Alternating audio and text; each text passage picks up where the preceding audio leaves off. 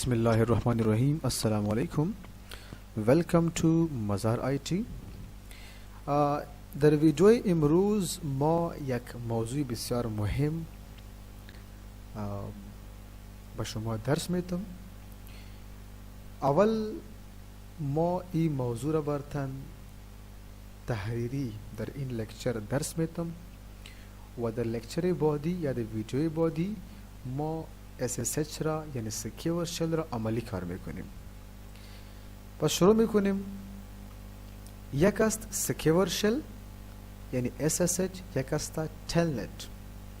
وظیفه سکیور شل و وظیفه تلنت سیم است، هر دویش یک وظیفه را انجام میده. فرق بین SSH و تلنت ای هستا که SSH سکیور است، دیتا د SSH encrypted می باشه و د تلنت دیتا encrypted یا سکیور نمی باشه و این سبب میشه که ما شما از سکیور شل یعنی از SSH استفاده میکنیم و از تلنت استفاده نمی کنیم. خب متوجه سلاید باشین.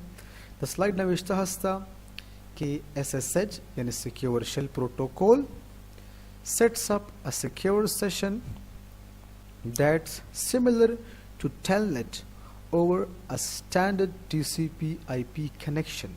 Secure shell protocol یک secure session را برقرار میکنه یا یک secure session را set میکنه مانند telnet و ای از standard یا از protocol TCP IP استفاده میکنه and is employed for doing things like logging into system.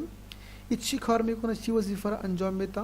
شما میتونه که توسط SSH the system login شوین، running programs مختلف برنامه ها را رن کنین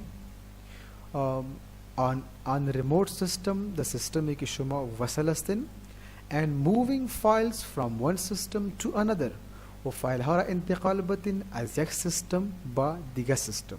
این وظیفه secure shell یعنی SSH است. And it does all of this while maintaining an encrypted connection. و این تمام وظیفه را secure shell انجام میده و دیتا یا معلومات وقتی که انتقال میشه همه دیتا encrypted می باشه، در شکل دیتا می باشه که او خوانده نمیشه. متوجه باشین اگر شما در تلنت دیتا انتقال میتین در بین چندین سیستمز و یک هکر که هست در یک سیستم شیشته باشه شما وقت نفهمین دیتا انتقال میتین یک پیکت شما را بگیره توسط برنامه وایر شارک و میتونه که پیکت تانو باز بکنه و در داخل پیکت هر چیزی که باشه هر معلوماتی که باشه و بسیار با آسانی خوانده میتونه. و اگر شما سکیور شل استفاده میکنین پس دو صورت اگر هکر هم باشه و پیکت بگیره پیکت باز بکنه توسط برنامه وایر شارک او از پیکت هیچ چیز معلومات گرفته یعنی هیچ معلومات گرفته نمیتونه به خاطر که معلومات به شکل انکریپت یا معلومات انکریپتد می باشه و این ارتباط به نام انکریپتد کنکشن یاد میشه. در ویدیوی بعدی انشالله SSH یعنی سکیور شل را عملی کار میکنیم و انشالله که شما هم فهمیده باشین. تشکر از شما، وقت خوش، خدا حافظ.